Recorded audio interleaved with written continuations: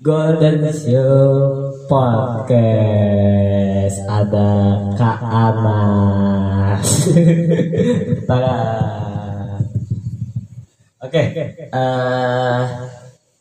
Kak Anas ini adalah dulunya guru les ya Kak ya, yang mengajarkan saya waktu SMP kalau nggak salah ya. Ya, dari SMP. Waktu SMP itu ngajar kelas 7 ya, pas pertama masuk SMP lah gitu. Mengajarkan matematika dulu. Sebenarnya sih bisa apa aja ini, Kak Anas bisa ngajar matematika, bahasa Inggris juga bisa ya, bisa. Dan juga guru ngaji. Jadi ngajar anak-anak yang belum bisa ngaji atau gimana tuh?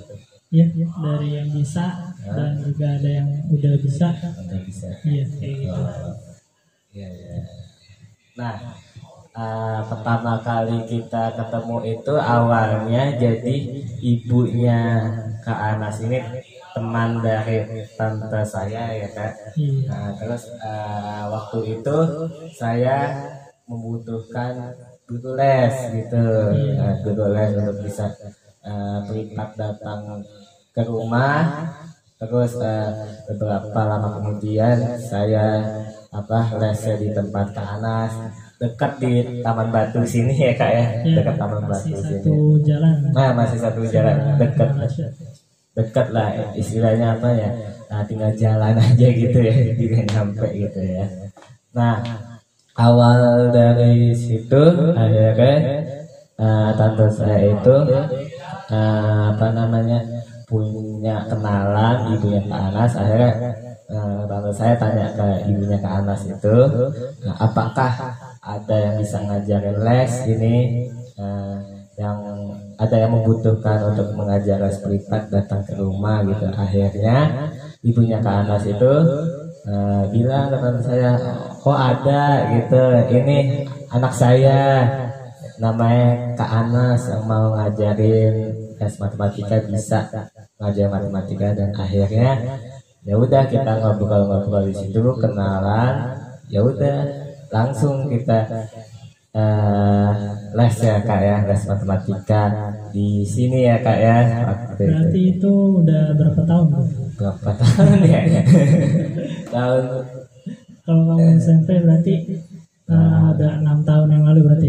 Iya. Oh iya. 6 tahun ya. 6 tahun yang lalu ya. Udah lulus SMA. Iya. SMA 3 tahun, SMP 3 tahun, berarti udah 6 tahun. Udah kenal 6 tahun kita berarti. 6 tahun. Itu lama juga ya. Lumayan lama ini. Nah, disitulah kita awal mula kenal, saya kenal Kak Anas gitu ya Kak ya. Dari berawal saya jadi guru les, akhirnya dapat gitu dikenalin sama Kak Anas gitu. Nah, kegiatan kakak nih kan di rumah saja nih udah hampir berapa lama ya, 6 bulan juga ya. Apa nih? Kan lagi masa pandemi nih. Kegiatannya ngapain aja tuh Kak? Seperti biasa, masih mengajar tentunya. Walaupun berbeda. Kan kalau biasanya sebelum pandemi ya masih ada pertemuan kelas. Oh iya. Tapi sekarang kan lebih dibatasi. Jadi lebih belajarnya lewat seperti online gitu. Ya, lebih banyak ke sana. Dan juga ada beberapa yang belajar tapi belajarnya kayak privat jadinya. Oh, privat. Jadi nggak begitu ramai. Nggak terlalu ramai gitu ya. Jadi privat itu kayak sendiri-sendiri gitu. Betul. Sendiri, misalkan saya sama Kak Anas doang gitu ya, waktu itu doang ya. Nah, terus kegiatan lain, kalau kegiatan utamanya saya sebagai manajemen di TK. Oh, manajemen di TK. Di TK Khairul Atfal. Yang tadi di sini. yang dekat Batu Raya, dekat Taman Batu Raya, sebagai manajemen dan bagian kurikulum. Gitu. Jadi tugasnya sehari-hari ya bikin materi buat anak-anak TK, buat soal. Anak TK kan sekarang pelajaran nggak bisa langsung online lewat rumah ya. Berarti rumah masing-masing. Lebih mengandalkan soal-soal dan lebih modul ngasih soal. Gitu. Gitu. Dan juga bikin video pembelajaran. Video pembelajaran. Karena untuk ngajarinnya harus dengan video ya. Akhirnya alhamdulillah kakak kan juga sering bikin video ya. Iya. Kita sering bikin video lah sebenarnya. Iya. Jadi alhamdulillah udah terbiasa bikin video untuk pembelajaran. Betul. Menerangin materinya. Menerangin materinya gitu ya. Kira-kira begitu. Terus kakak juga di TPQ ya. Nah ada TK nih. Terus ada TPQ ngajar juga. Ngaji. Ngajar ngaji. Anak-anak usia SD dan SMP. SD dan SMP di pengajian. Seperti itu. Di sini juga di rumah taman batu. Sama juga. Satu lembaga tuh TK dan TPQ-nya satu lembaga jadinya. Bagi waktunya itu gimana tuh antara TK sama TPQ gitu Kak? Kalau TK-nya itu pagi. TK-nya pagi. TPQ-nya sore. Jadi berurutan. Dari hari apa? Dari Senin sampai Jumat. Seperti biasa. Kayak sekolah gitu. Kayak sekolah aja. Gitu. Terus kegiatan lain, kakak juga ngajar tahsin, baca Quran juga di SMA 43 sih. 43. Ya, SMA 43 sebagai pengajarnya. Pengajar guru membaca Al-Quran. Masih nggak jauh-jauh dari situ sih. Masih nggak jauh-jauh dari situ. Terus juga kakak masih ngajar privat sampai sekarang. Terutama privat bahasa Inggris. Bahasa Inggris. Kalau matematika udah jarang. Ya. Lebih emang sih bahasa Inggris itu penting juga buat nanti kerja kehidupan selanjutnya gitu ya. Iya, jadi harus memperdalam gitu. Itu kakak ngaji juga di 43 itu udah lama atau baru-baru ini? Baru 2 tahun. 2 tahun. 2 tahun udah lama berarti ya? Udah lumayan sih. Lumayan lah ya. Lumayan. Nggak baru-baru amat, tapi nggak lama-lama juga. Itu ya itu wajib kegiatan sekolah harus diikuti semua siswa atau hanya yang mau aja? Enggak, itu pilihan. Ya, jadi kayak seperti program dari Rohisnya. Jadi siapa yang pengen mempelajari, membetulkan bacaan Qurannya bisa masuk di situ. Itu namanya BMAKI kalau di 43. Iya. Mungkin di SMA Rasyid juga ada mungkin. Dulu ada, cuma sebentar kok, cuma waktu kelas 10 semester 1 doang gitu. Setelahnya udah nggak ada gitu. Waktu itu aku juga ikut juga. Terus sebenarnya pengen lanjut, cuma ya gimana ya, emang dari pihak sekolah yang udah nggak ngadain lagi gitu. Cuma 1 semester doang di kelas 10 gitu. Tuh kan. Terus terakhir kegiatan lanjutin kuliah. Aku masih lanjutin kuliah di Sekolah Tinggi Ilmu Dakwah. Ilmu Dakwah. Di Bangka, di Mampang. Di Mampang. Komunikasi penyiaran Islam. Betul banget. Komunikasi penyiaran Islam. Nah, gini Kak, ada berita bahagia nih, aku udah masuk UIN Kak. Gitu. Udah masuk UIN, jurusan sama juga komunikasi penyiaran Islam juga. Kira satu jurusan lah, cuma beda kampus. Ya sama-sama Islam juga sih. Alhamdulillah di situ. Jadi itu kayak jalur rapot gitu kan, diseleksi dan alhamdulillah aku masuk, dinyatakan lolos. SNMPTN berarti? Enggak, bukan. SPMB Mandiri. Jadi ada beberapa jalur tuh di UIN itu, ada SNM, SBM, terus jalur tes, sama yang itu yang SPMB Mandiri yang lewat jalur rapot juga gitu. Jadi di UIN itu ada istilahnya ada 2 jalur rapot lah, SNM sama SPMB Mandiri. Nah aku ikut yang SPMB Mandiri gitu. Mantap. Iya kayak gitu. Alhamdulillah. Di penyiaran komunikasi Islam itu bakal banyak yang pelajarin. Apa aja tuh Kak? nanti kita diajarin cara buat video. Jadi gimana caranya membuat video sekelas liputan TV. Oh, liputan Ya, TV. sebagus kayak gitu. Terus juga kita diajarin penyiaran radio. Penyiaran Kayak gini radio. nih, kita kayak broadcast seperti ini ntar juga diajarin. Oh, diajarin. Ada juga liputan tadi kayak menjadi news anchor, Pembawa berita. Oh. Jadi ada banyak pilihan di situ. Ada broadcasting, ada news anchor, banyak tinggal dipilih sesuai minatnya. Dan itu dalam lingkup Islami. Dalam lingkup Islami. Itu. Bedanya apa tuh?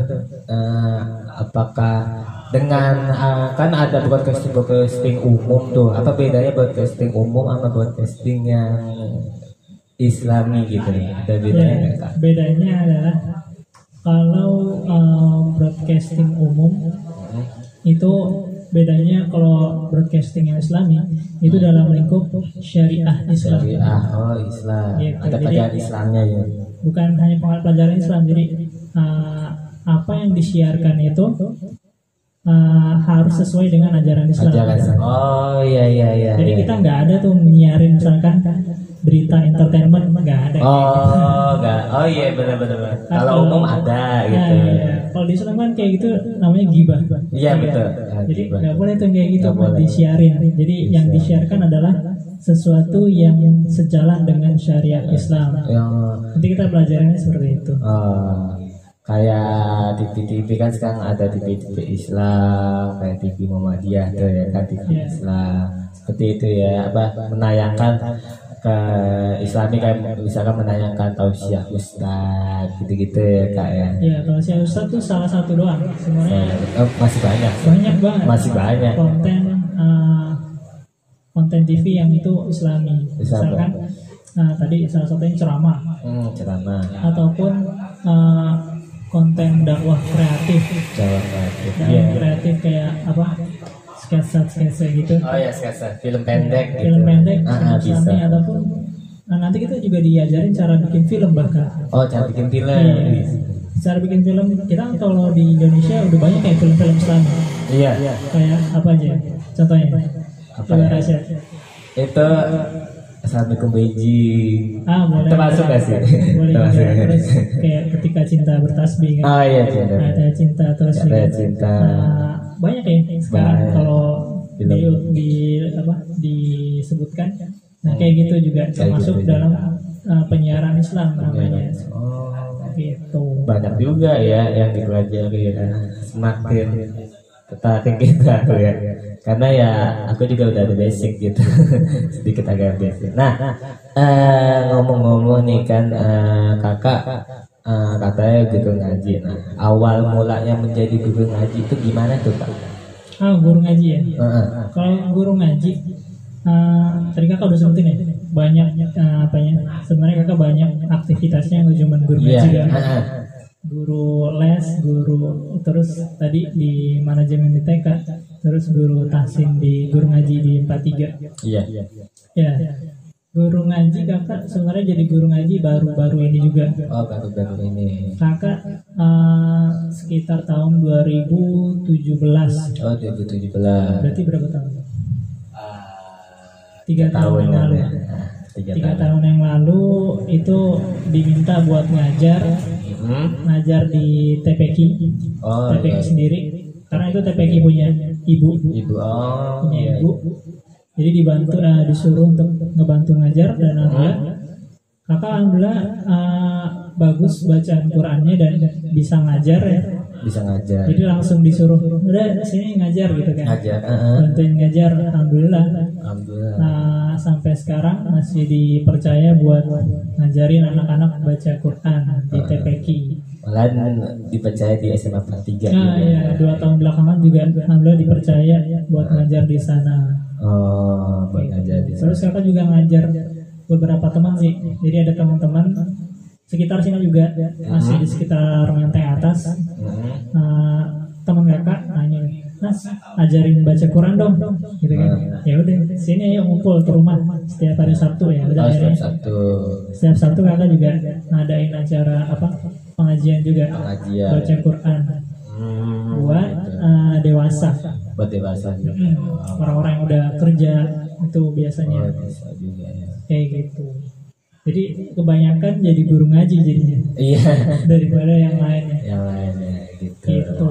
Iya, iya, iya. Nah, selama menjadi guru ngaji nih Kak, kan banyak pengalamannya ya Kak. Bisa nggak kasih tahu ke penonton kita ini pengalaman selama menjadi guru ngaji, bisa pengalaman sedih, senang, lucu atau apa gitu yang bisa diberitahu gitu ke penonton kita. Kalau pengalaman banyak, tapi banyakkan apanya serunya Oh, gimana tuh serunya? Contohnya gimana? daripada apanya gak enaknya, lebih banyak serunya. Karena serunya adalah semakin kita ngajar, kita jadi semakin belajar. Oh iya, benar-benar. Iya kan? Kan kalau kata orang, cara terbaik untuk belajar adalah mengajar. Oh, mengajar. Iya kan? Iya. Bukan muridnya doang yang tambah pintar, tapi kita juga yang tambah pintar jadinya. Gitu. Kakak juga ngerasain dulunya ngaji kakak itu masih biasa-biasa. Maksudnya masih belum menguasai banget. Belum Tapi walaupun udah lancar ya. Iya. Tapi makin kesini kakak tambah belajar tuh. Kakak juga belajar sekarang, alhamdulillah belajar baca Quran juga di Usmani di daerah Condet sama Ustadz gitu ya. Alhamdulillah dari situ kakak ilmunya tambah banyak juga, alhamdulillah. Jadi sambil belajar sambil mengajar. Gitu. Jadi semakin banyak kita ngajar, ilmu kita justru tambah banyak. Tambah banyak. Iya, dari situ serunya. Terus serunya lagi adalah apa ya? Bahagia kalau kita bisa ngajarin orang baca Quran. Itu yang paling bahagia sih. Jadi kakak banyak ngajarin orang-orang yang tadinya baca Qurannya masih belum bisa nih. Iya. Belum bisa bedain huruf ataupun panjang pendeknya masih salah, gitu kan. Terus udah setahun belajar, terus dia kita ngelihat perubahan. Melihat perubahan. Yang tadinya terbata-bata jadi lancar bacanya, jadi makhrajnya betul, tajwidnya bagus. Nah itu salah satu hal yang paling bahagia. Membahagiakan untuk seorang pengajar Quran ya. Iya, betul. Gitu. Apalagi kalau ngelihat yang kita ajarin itu semangat banget. Semangat. Kak, aku pengen istiqomah nih untuk belajar Al-Quran, baca Al-Quran gitu kan. Nah itu salah satu juga yang bikin semangat kita untuk mengajar. Itu bahagianya. Kalau dukanya, nggak enaknya apa ya? Kalau nggak enaknya mungkin ini ya, guru ngaji itu lebih kepada sukarela. Oh iya, sukarela gitu. Kayak kan ngajarin 43 itu sukarela. Karena diminta sama teman-teman rohis. Kakak kan teman-teman rohis juga banyak di situ. Iya, di situ ya. Jadi kakak diminta untuk gabung sebagai pengajar sama teman-teman. Ya udah, ayo gitu kan. Kita ngajar bareng-bareng di sana, ya udah. Gitu ya, mungkin gak enaknya. Tapi bukan gak enak sih, gitu deh. Enak juga untuk ngajarnya. Enak juga. Tapi mungkin kalau dilihat dari segi duniawi itu orang nggak bakal suka. Jadi jarang orang yang mau jadi pengajar Quran. Oh iya. Karena apa? Karena tadi nggak ada untungnya. Iya, kalau untung dunianya dikit gitu kan tadi. Dibandingkan kita ngajar les. Oke. Kita lanjut lagi, mohon maaf tadi keputus. Nah, yang berikutnya nih Kak ya. Kenapa kakak sekarang itu lebih dominan menjadi guru ngaji tuh Kak? Padahal kan masih banyak guru kayak guru les privat yang lain gitu, mata pelajaran lain. Kenapa lebih dominan di guru ngaji? Kalau dibilang dominan nggak terlalu sih. Kakak ngajar ngaji itu cuman di hari nggak setiap hari. Jadi cuman Senin. Kalau sekarang ya karena pandemi ya. Iya. Cuman hari Senin, Jumat, dan Sabtu. Selebihnya lebih banyak di manajemen TK dan bagian kurikulum TK. Oh, TK. Gitu. Gitu. Sama ngajar privat tadi. Privat juga. Tapi emang ngajar ngaji lebih kakak fokuskan gitu ya. Kakak sambil belajar juga sambil ngajar. Ya tadi karena ngajar Quran itu sesuatu yang mulia. Iya betul. Jadi pahalanya kalau jelasin kan pahalanya jariah.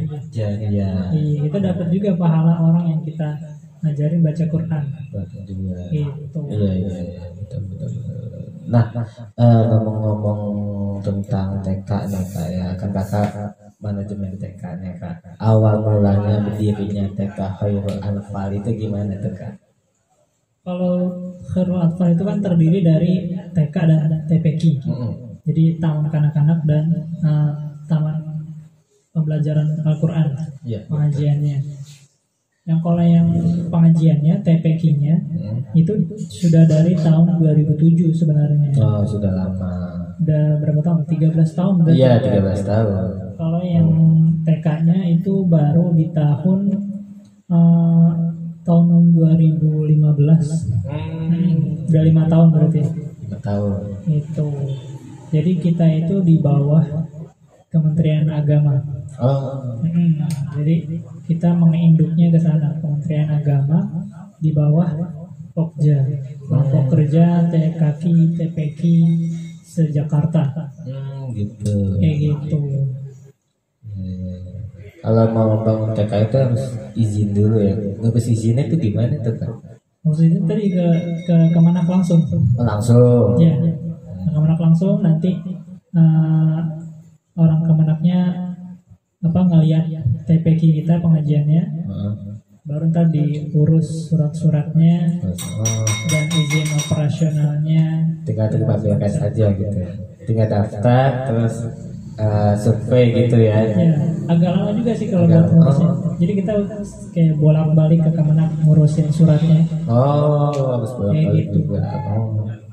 Kirain tinggal terima janji aja gitu, udah deh buka gitu. Ada syarat-syarat juga kan, syarat-syaratnya pengajiannya harus rutin. Jadi nggak bisa sekali-sekali bulan ini ada pengajian, bulan selanjutnya tutup.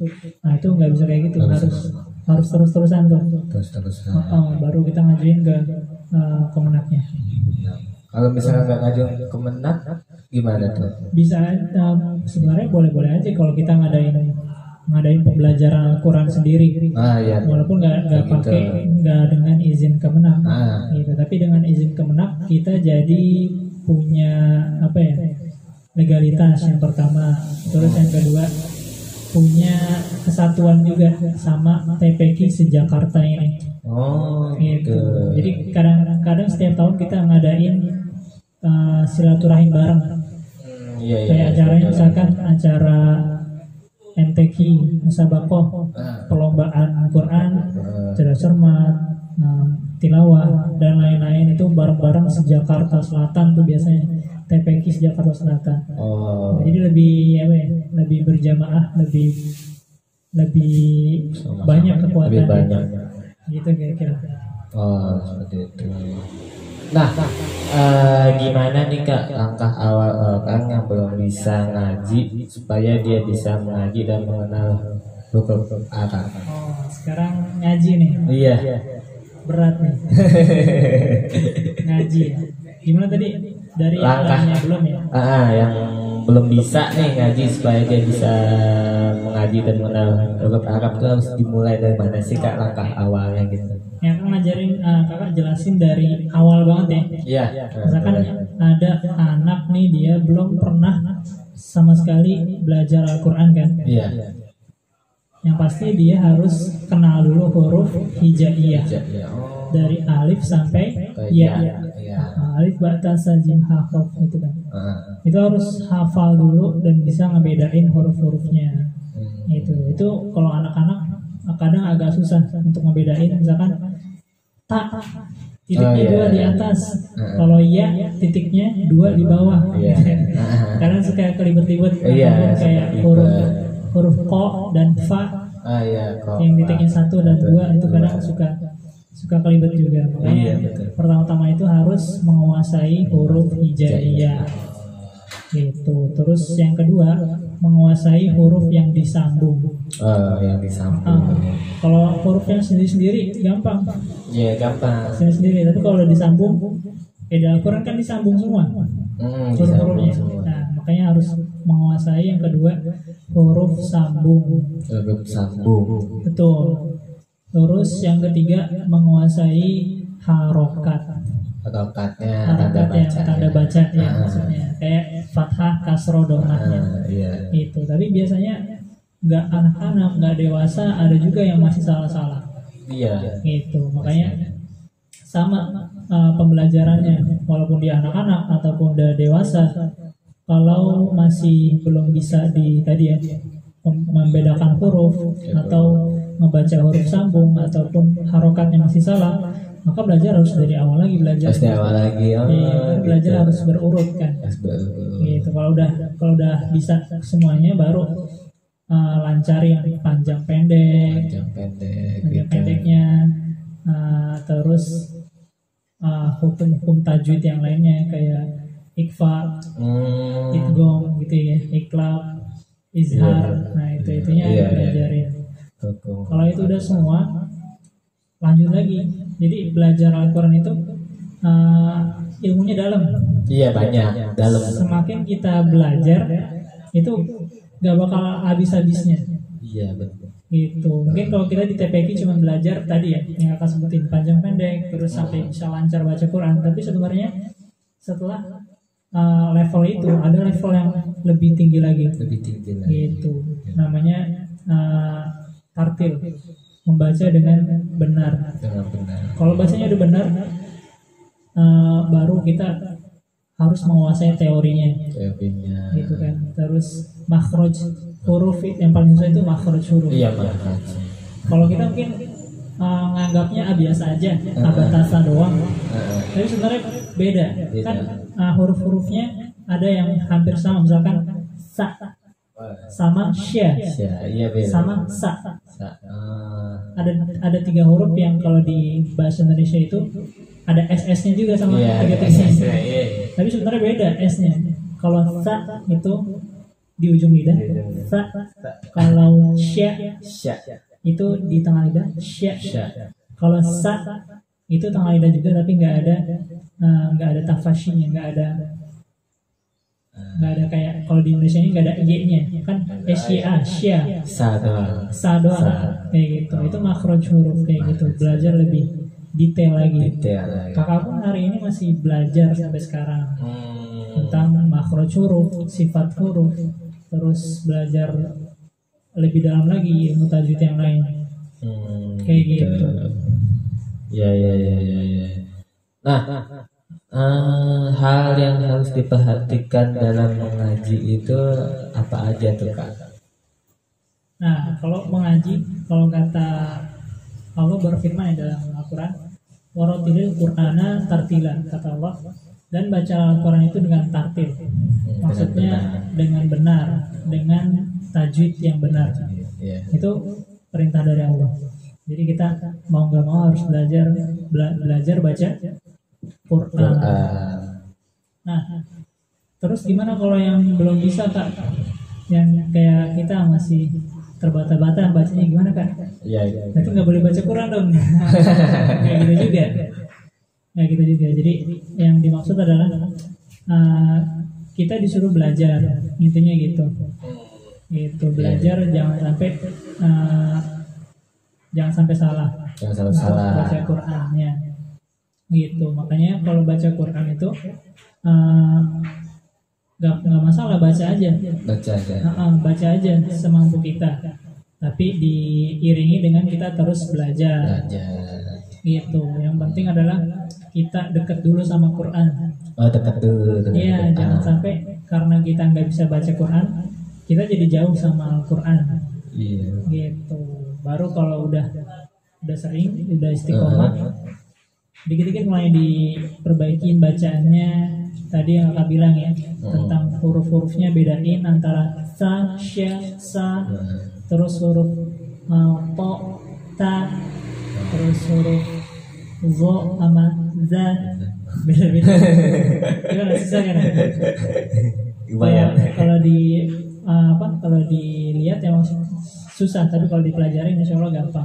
Iya, sama sih. Terus tadi yang panjang pendek dan ya. harokat, fathah, kasroh, domahnya harus benar. Itu dulu yang pertama harus dibetulin sih. Mahapacanya gitu. Betul. Iya. Nah, ada sila dalam orang yang membaca Al-Quran itu qori ya. Nah, ngomong-ngomong tentang qori, apa itu qiraah? Qiraah itu bahasa Arab ya. Artinya itu qiraah itu pembacaan. Bacaan atau pembacaan ya. Jadi kalau baca Quran itu ada 2 tipe ya. Yang kakak tahu, pertama baca Quran secara biasa gitu, maksudnya kayak kita lagi baca pas lagi sholat. Iya. Imam lagi baca sholat, itu tilawah yang umum. Atau kita lagi baca Quran di rumah biasa, atau lagi ngaji, itu biasa. Yang tipe yang kedua ada yang namanya tadi qiraah, yang biasanya dipakai pas lagi perlombaan. Yang suaranya itu sampai tinggi banget. Iya. Iya. Luar biasa ya, suaranya sampai tinggi terus panjang gitu kan. Panjang. Biasanya di perlombaan MTQ ataupun di pernikahan biasanya ada.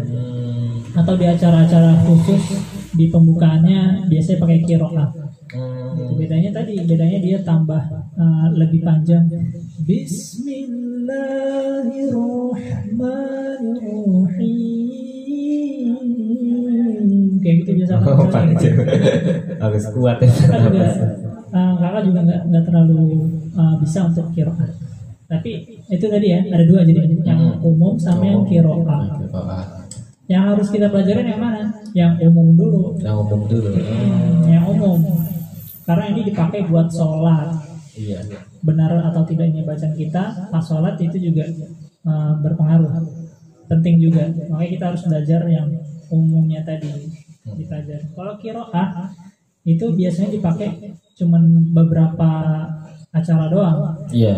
Kita di pembukaan acara ataupun pembukaan pernikahan itu baru pakai qiraah.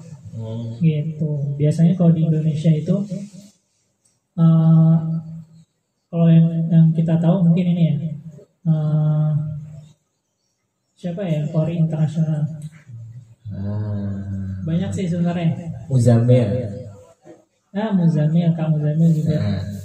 Muzammil Hasbalah juga bisa kayak gitu. Terus kalau dulu tuh zaman dulu ada namanya Muammar. Ustaz Muammar tuh yang kayak gitu.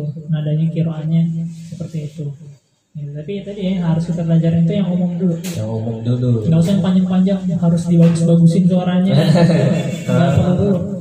Karena baca Quran yang penting bukan bagusnya, yang penting benarnya dulu. Gitu. Baru setelah benar baru dibagusin. Kayak gitu. Jadi setelah benar bacaannya baru dibagusin gitu ya. Betul banget Rasya. Iya. Terus selanjutnya, apakah mengaji itu harus ada qiraahnya atau harus ada nadanya gitu kan? Baca qiraah itu tilawah ya maksudnya. Tilawah baca Quran, apakah harus pakai nada? Nggak harus. Baca Quran dengan nada biasa ataupun nggak usah dibagus-bagusin juga nggak apa-apa. Gitu. Jangan nggak usah terpaku sama nadanya. Karena tadi yang terpenting adalah benar dulu apa enggak bacanya.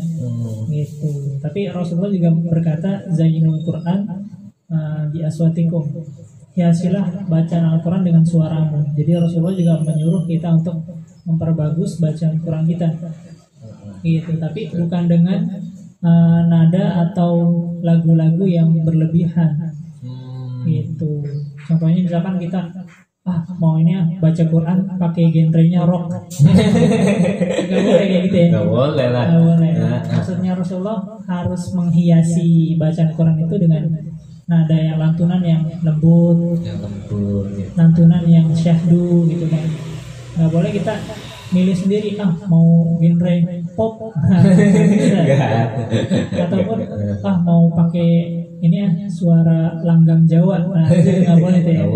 Kalau udah lagu-lagu daerah itu nggak boleh juga dipakai untuk baca Quran. Seperti itu Rasya. Ya. Nah, pendapat menurut kakak ini bagaimana pendapatnya atau pandangannya nih tentang pendidikan zaman sekarang nih Kak? Wih, ini paling berat ini. Pendidikan. Ya, pendidikan itu penting banget Rasya. Jadi yang namanya tema pendidikan itu yang paling penting dalam suatu peradaban. Gitu. Rasul juga ayat pertama yang turun kepada Rasul itu tentang pendidikan. Kan Rasul ketemu Jibril pertama kali, lalu diturunkan wahyu kepada Rasulullah SAW. Bunyinya Iqra, bacalah. Betul. Itu kan kita disuruh belajar kan? Iya betul. Rasul disuruh baca pertama kali. Iqra bismi rabbikal ladzi khalaq. Bacalah dengan menyebut Tuhanmu yang Maha Pencipta. Itu pentingnya pendidikan. Jadi kita disuruh untuk belajar. Nah, jadi kalau orang Islam yang nggak belajar, berarti dia dipertanyakan keislamannya. Nah, karena Islam itu identik dengan belajar. Pendidikan. Nah, kalau ditanya untuk pendidikan zaman sekarang agak berat nih. Ini yang jawab harusnya pakar nih. Pakar pendidikan. Kementerian. Jadi kalau dari sudut pandang kakak ya sebagai guru ngaji, kalau pendidikan zaman sekarang itu terlalu padat dengan terlalu padat. Terlalu padat maksudnya pelajarannya itu banyak banget. Oh iya banyak. Ya, pasti juga ngerasain mungkin ya. Iya. Belajarannya banyak banget yang harus dipelajari. Padahal